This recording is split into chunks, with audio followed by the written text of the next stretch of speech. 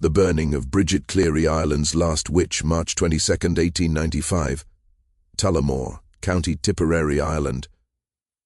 When Royal Irish Constabulary officers lifted the shallow dirt covering a makeshift grave behind Kylenagrana cottage, the stench hit them first. What they unearthed that cold Friday afternoon would become one of the most disturbing cases in Irish legal history. The body was burned beyond recognition, charred flesh clung to bone, but it was the position of the remains that made the investigating officers step back in horror.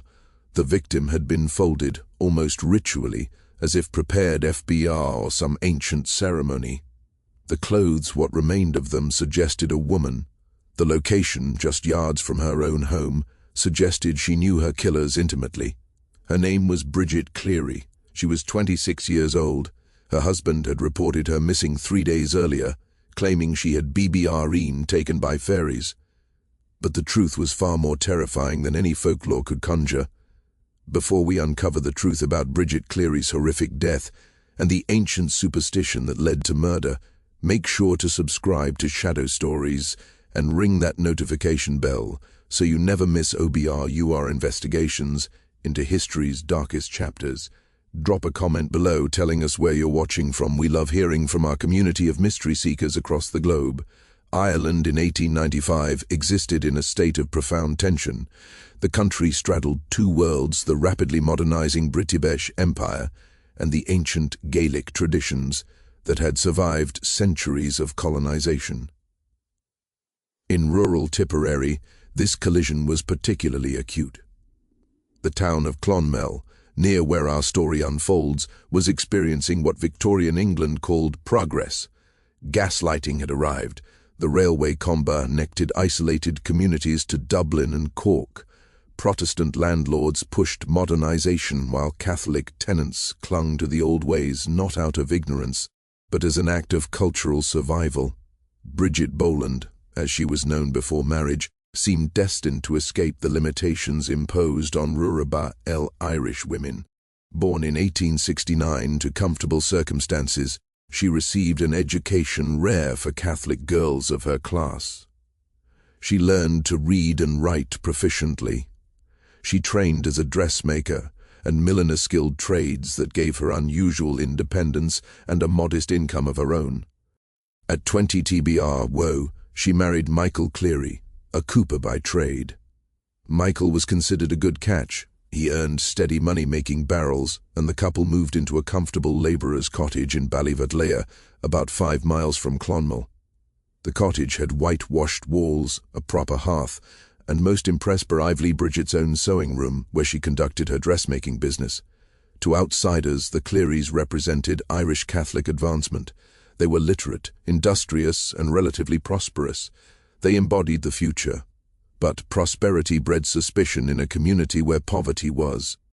The Norba Bridget was beautiful. Contemporaneous accounts consistently note her attractiveness, her fine clothes, her confident bearing. She walked differently than other women. She spoke differently. She earned her own money, and sometimes earned more than her husband. In a society where women were meant to be subordinate, invisible, Bridget Cleary stood out. The whispers began years before her death. Old women at the well muttered that Bridget had notions, that she thought herself better than her neighbours, that such beauty, such luck, such confidence wasn't natural. In Irish folklore, there was an explanation for people who seemed too fortunate, too different. They had been touched by the good people, the fairies. To modern ears, fairy folklore sounds quaint, childish, but in rural Ireland, belief in the Cid, the fairy folk, was deadly serious. These weren't Tinkerbell creatures. They were powerful, capricious beings who could steal humans away, leaving changeling replacements that looked identical but acted strangely. They could cause crops to fail, cattle to sicken, children to waste away. They demanded respect, tribute, and above all, they punished those who drew too much attention, TBRO themselves. Bridget Cleary, whether she knew it or not, had drawn attention. In March 1895, as winter reluctantly gave way to spring, something began to go wrong in the Cleary household, something that would end in flames. Escalating incidents on the 4th of March, Bridget complained of headache and chills. In an era before antibiotics, before proper understanding of infection, such symptoms were common and usually passed. But Bridget's condition worsened rapidly. Dr. William Crean, a local physician, was called to the cottage on March 9th. He found Bridget in bed, feverish and agitated. He diagnosed bronchitis and possibly mild pneumonia respiratory infections that killed thousands of Irish poor each year. He prescribed medicine and bed rest, standard treatment for the time. What Dr. Crean didn't know was that others had already begun offering their own diagnosis. Michael Cleary's fat bear had visited the cottage. So had Bridget's cousins, Patrick Boland, James Kennedy, and William Kennedy. Her aunt, Mary Kennedy, came daily to help nurse her. These family visits seemed natural, even expected. But the conversations happening around Bridget's sickbed were far from ordinary. Some accounts vary on who first voiced it, suggested that Bridget wasn't sick in the conventional sense, that the woman in the bed wasn't entirely Bridget anymore, that she had been taken and a changeling left in her place. March 10th, 13th, the tests begin. Michael Cleary became obsessed. He questioned BBR Bridget repeatedly, demanding she answer specific questions to prove her identity. This wasn't the gentle concern of a worried husband. Witnesses later testified to his aggressive interrogations. "Are you Bridget Cleary, wife of Michael Cleary? Are you Bridget Boland, daughter of P. Patrick Boland?" These seem like bizarre questions to ask a woman in her own bed, in her own home. But in the logic of fairy folklore, changelings couldn't properly answer such direct questions about identity. They would hedge, deflect, or give strange responses. Bridget, feverish and confused, sometimes didn't respond the way Michael wanted. On March 13th, Michael brought in Jack Dunn, a local man known as a fairy doctor. Dunn wasn't a medical practitioner in any recognized sense.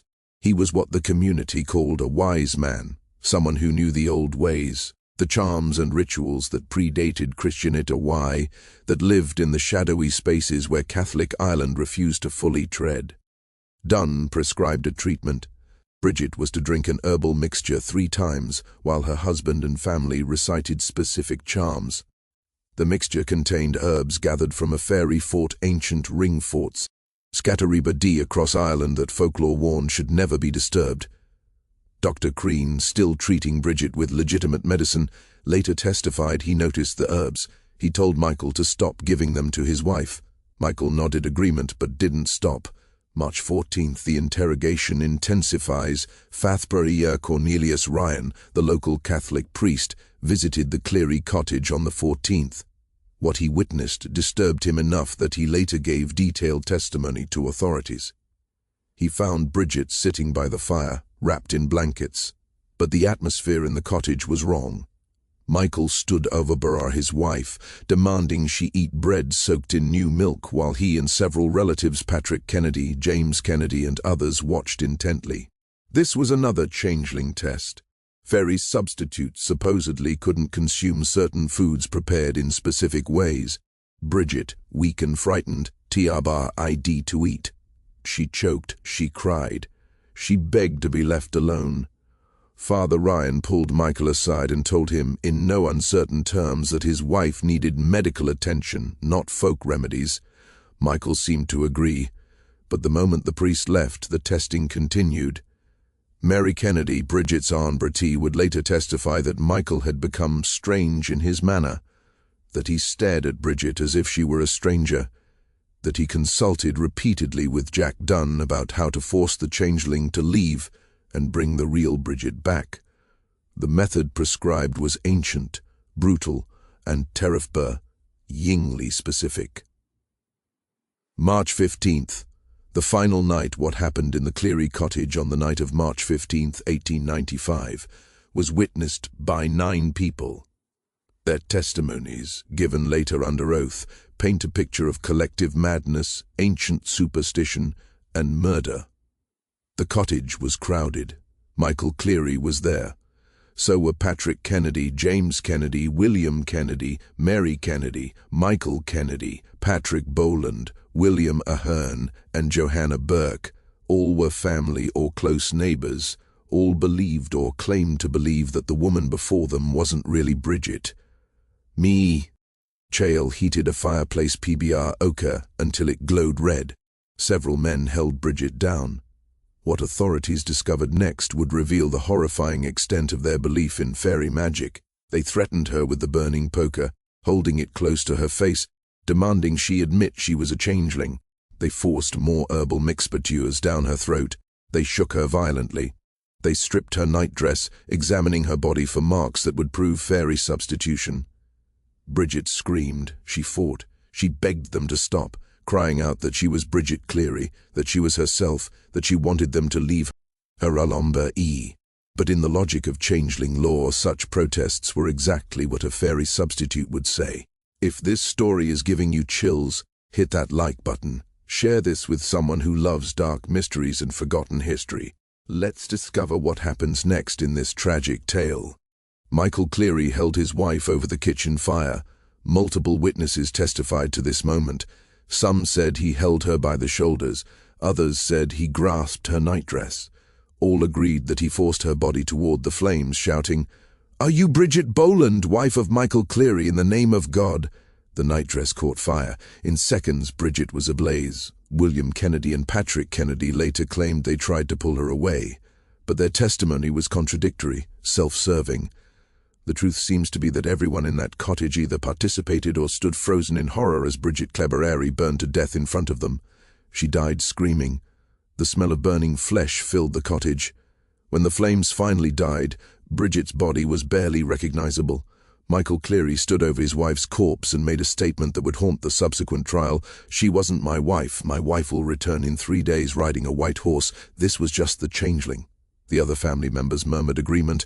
In their minds, shaped by centuries of folklore, by desperation, by communal delusion, they had performed a necessary ritual. They had burned away the fairy substitute. The real Bridget would return. They wrapped the charred remains in a sheet. Under cover of darkness, Michael and his cousins carried the body to a shallow grave behind the cottage. They dug frantically, barely 3 feet deep. They folded the body to fit the small space, that ritualistic positioning that would later disturb investigating officers. They covered it with dirt and branches.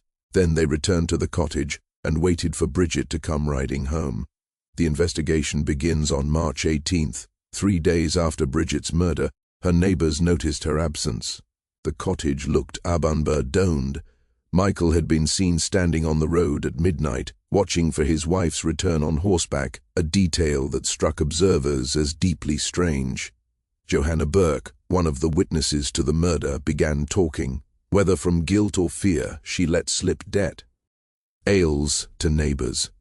The story she told was so bizarre, so horrific, that initially no one believed her. But the absence of Bridget Cleary couldn't be ignored. On March 22nd, acting on community rumours and Johanna Burke's testimony, the Royal Irish Constabulary arrived at Ballyvadlia. Michael Cleary had reported his wife missing, claiming she had gone with the fairies. The officers, trained in British law and Victorian rationality, found this explanation absurd. They questioned Michael extensively. His story kept changing. First, Bridget had left voluntarily, then she had been taken, then she would return.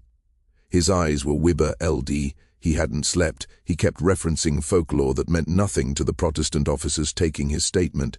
The officers searched the property.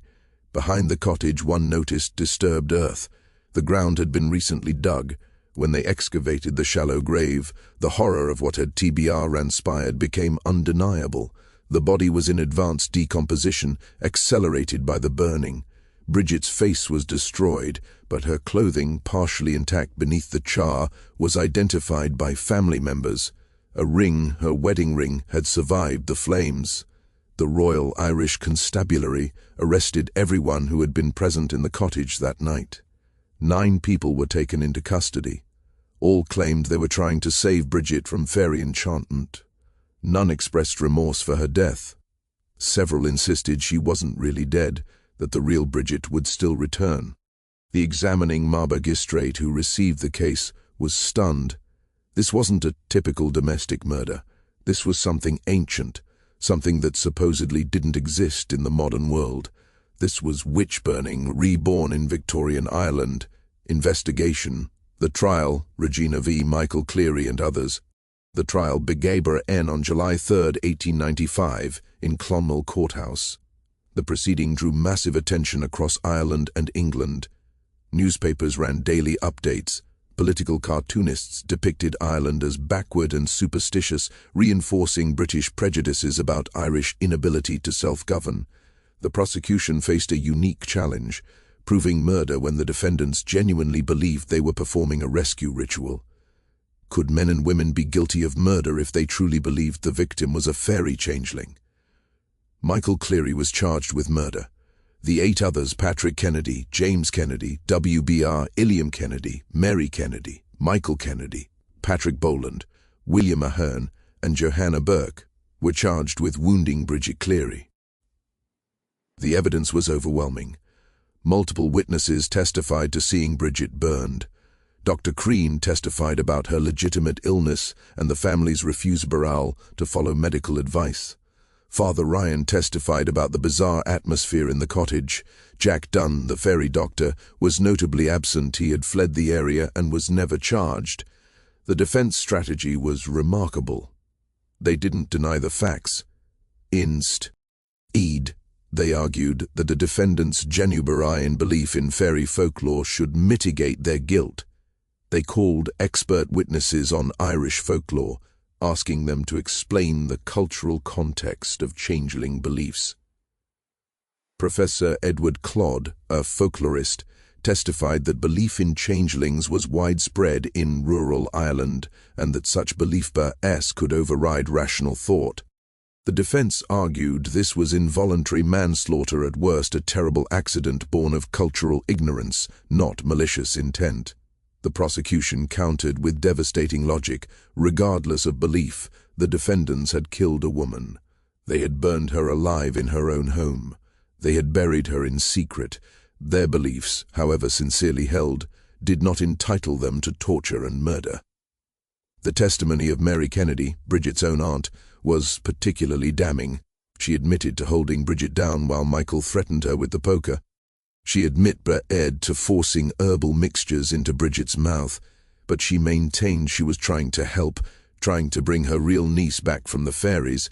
When asked why she didn't stop Michael from setting Bridget on fire, Mary Kennedy replied, "I thought it would work. I thought she would come back." The verdict on July 5th, after hours of deliberation, the jury reached its verdict. Michael Cleary was found guilty of manslaughter, not murder. The jury accepted that he hadn't intended to kill his wife, he had intended to burn away a changeling. In the twisted logic of the case, this distinction mabatad. Michael was sentenced to 20 years of penal servitude. He was transported to a harsh prison, where he would serve 15 years before being released for good behavior. Upon release, he emigrated to Canada and disappeared from historical record, assuming a new identity to escape the infamy of his name. Patrick Kennedy, James Kennedy, William Kennedy, and William Ahern were sentenced to varying terms of imprisonment, from 18 months to 5 years. Mary Kennedy received 6 months. The others received shorter sentences. Johanna Burke, who had testified against the others, received the lightest sentence and was released quickly. The sentences sparked controversy. Some felt they were too lenient, that burning a woman alive deserved harsher punishment, regardless of motivation. Others argued the defendants were victims themselves of poverty, of inadequate education, of a colonizing power that had suppressed Irish culture while leaving people trapped in ancient superstitions. The public reaction: Irish nationalists were furious, but not at the defendants. They were furious at how the case was being used. English newspapers portrayed the Bridget Cleary case as proof that Ireland was too backward for self-governance. How could a people who still believed in fairies in 1895 be trusted with home rule? Political cartoons showed Irish peasants as primitive, irrational, dangerous. The Irish press pushed back, arguing that the case was an isolated incident, that Britain's own recent history included similar superstition-driven violence, and that using one tragedy to condemn an entire nation was propaganda, not journalism. But the damage was done. Are you a witch or are you a fairy? or Are You the Wife of Michael Cleary, became a mocking children's rhyme in Ireland, showing the questions Michael had shouted at his burning wife. The case became shorthand for Irish backwardness. Some Irish intellectuals, including W.B. Yeats, tried to reclaim the narrative. Yeats argued that what happened to Bridget Cleary was tragedy born of cultural collision, that British colonialisation had disrupted Irish culture without replacing it with anything functional, leaving people caught between worlds, unable to fully inhabit either modernity or tradition. But for Bridget herself there was no posthumous rehabilitation. She was buried quietly. No monument marked her grave. Her FBR Emily, shamed and scattered, never spoke publicly about her again. What happened to the others? Mary Kennedy, Bridget's aunt who had helped hold her down, was released from prison in 1896. She returned to Tipperary briefly but was ostracized by neighbors who now saw the case as shameful rather than justifiable. She eventually emigrated to America, dying in obscurity in Boston in 1923. Patrick Kennedy served his full sentence and returned to farming. He never married and died in 1912, taking whatever guilt or justification he felt to his grave. James Kennedy, the youngest of the family members involved, struggled most with what had happened. After his release, he was reported to suffer from what we would now recognize as post-traumatic stress disorder nightmares, inability to work, periods of catatonia. He died in 1901 at age 32. The death certificate listed cause as melancholia, Victorian terminology for severe depression. The Cleary cottage was abandoned. No one would live there. Locals reported seeing lights in the windows at night, hearing screams. Whether these were genuine hauntings or the projected guilt of a community that had failed to protect Bridget Cleary, I'll never know. The cottage eventually fell to ruin. Jack Dunn, the fairy doctor who had prescribed the treatments that escalated to murder, was never found. He had vanished the day after Bridget's death, apparently understanding that his role in the tragedy would make him a target. Some said he fled to England. Others claimed he went to America. His ultimate fate remains unknown. Broader implications, legal and social changes. The Bridget Cleary case had immediate and lasting impacts on Irish law and society. The Irish Catholic Church, which had maintained an uneasy truce with folk beliefs for centuries, cracked down hard. Priests were instructed to actively preach against fairy folklore from the pulpit. They were told to identify and report wise men and fairy doctors practicing folk medicine. The Church had long tolerated syncretism, the blending of Catholic practice with older pagan beliefs. But after Bridget Cleary, that tolerance ended. The Royal Irish Constabulary increased efforts to suppress what they called backward superstitions. They raided homes of known fairy doctors, confiscating herbs and talismans. They prosecuted fortune tellers and folk healers under fraud laws. The goal was to drag rural Ireland, forcibly if necessary, into modernity. Schools intensified education efforts, particularly in rural areas. Teachers were instructed to explicitly debunk folklore, to present fairy beliefs as ignorant superstition. This had the effect of further eroding Irish cultuba ral tradition, but after a woman had been burned alive over changeling beliefs, few argued for preservation. Similar cases that emerged once publicized. The Bridget Cleary case opened a door. Historians and journalists began uncovering similar incidents that had been hushed up, explained away, or not investigated. In 1826, Anne Roche of County Tipperary had been tried for drowning a 4-year-old child in the Flesk River. She claimed she was bathing the child to drive out a fairy changeling. She was acquitted on grounds that she believed she was curing the child, not killing him. The case had been largely forgotten until Bridget Cleary's murder brought it back to public attention. In 1843, a man in County Kerry named Pat Lenihan was prosecuted for forcing his invalid wife to drink an herbal mixture and then burying her alive in a fairy fort. He claimed he was rescuing her from fairy enchantment. He served 3 years for manslaughter. In 1884, just 11 years before Bridget's death, a 2-year-old child in County Cork was held over a fire by its grandmother to drive out the fairy. The child survived with severe burns. No prosecution occurred because the family refused to testify against the grandmother. These cases suggested that what happened to Bridget Cleary wasn't an isolated aberration. It was part of a pattern of violence against vulnerable people, usually women, children, or the mentally ill, justified by folklore. The broader context of witch murders. Ireland's last official witch execution had occurred in 1711, when Dame Alice Keitler was tried for witchcraft, but unofficial violence against suspected witches, changelings, and fairy-touched individuals continued for nearly 2 more centuries in rural areas where state authority was weak. The Bridget Cleary case forced a reckoning with this history. It asked uncomfortable questions. How many women had been killed quietly over the centuries, their deaths explained away as accidents or natural causes? How many people had died because they were different, because they were sick, because they challenged social norms, and their communities had used supernatural beliefs to justify murder? Bridget Cleary's beauty, independence, and economic success had made her a target. The fairy folklore provided the framework for eliminating her.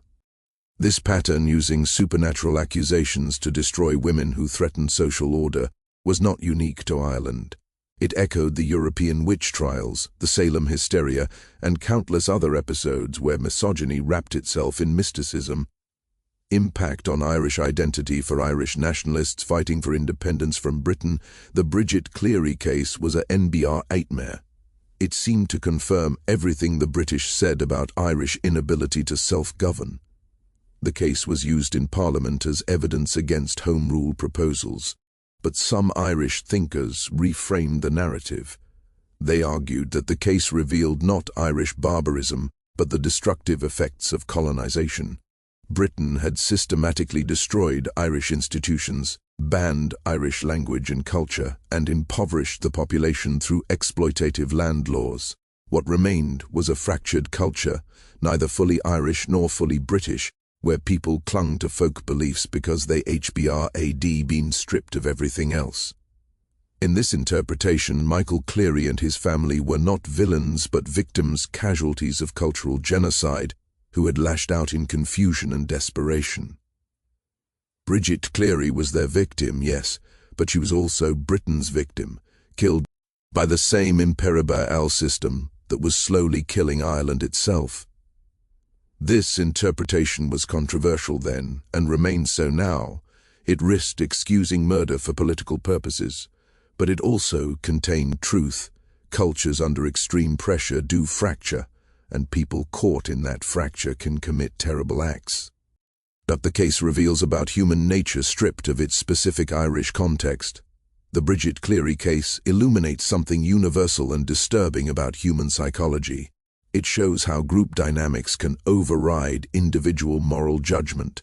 9 adults participated in or witnessed Bridget's torture and murder.